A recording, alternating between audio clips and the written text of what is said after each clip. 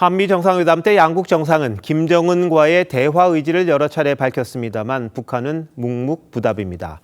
대신 자신들을 가난하지만 사나운 이웃이라고 한 이 대통령의 발언을 문제 삼으며 또다시 이름을 거론하며 비판했습니다. 비핵화 발언도 궤변이라고 일축했는데 비핵화를 언급했던 트럼프 대통령은 왜 비판하지 않는 건지 이채영 기자가 알아봤습니다.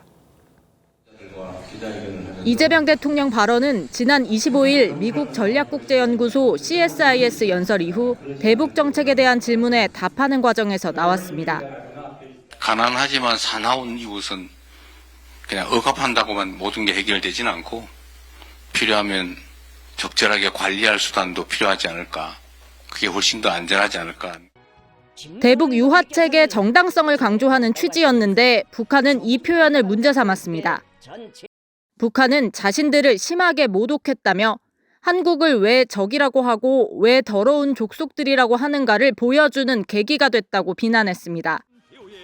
중단, 축소, 폐기로 이어지는 이 대통령의 3단계 비핵화 구상에 대해서도 하늘에 떠가는 구름을 잡아보겠다는 천진한 꿈에 불과하다고 일축했습니다. 이 대통령은 연설에서 한반도 비핵화를 위해 트럼프 대통령과 협력하기로 했다고 밝혔습니다. 저는 트럼프 대통령과 한반도의 평화 정착, 비핵화를 위해 긴밀히 협력해 나가기로 했습니다. 다만 북한은 한미 정상회담이나 트럼프 대통령, 미국에 대한 비판은 하지 않았습니다. 미국으로부터의 어떤 회담 제의라든지 그런 여러 가지 당근이라든지 이런 거를 지금 기대를 하고 있는 것 같습니다. 정확하게 분리 대응을 하고 있는 거로 보이고요. 정상회담에서 북한 비핵화를 언급한 트럼프 대통령은 김정은과 올해 만날 수도 있다고 했습니다. TV조선 이채연입니다.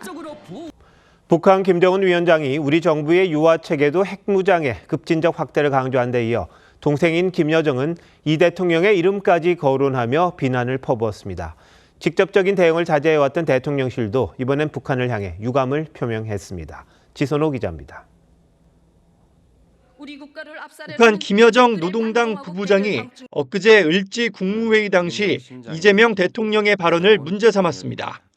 그러면서 이 대통령의 실명을 직접 언급해 비난했습니다. 조약돌이요, 신뢰요, 인내심이요 하는 방랑시인 같은 말만 늘어놓는가 하면 이재명은 이러한 역사의 흐름을 바꾸어 놓을 위인이 아니다. 북한은 지난달 28일 이재명 정부에 대한 첫 공식 반응 이후 매주 한두 차례씩 김여정의 입을 빌려 우리 정부의 대북 정책을 비판해오고 있습니다.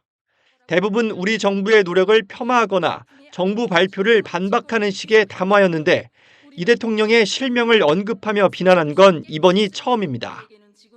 특히 한미 연합훈련을 맹비난하면서 화해 신용을 한다며 외교 상대가 될 수 없다고 했습니다. 대통령실은 당초 입장에는 유감 표명을 담지 않았다가 약 1시간 뒤 우리의 노력을 왜곡해 표현하는 것은 유감이라는 내용을 추가했습니다. 통일부는 대북 정책 이행을 일관되게 노력하겠다고 했습니다.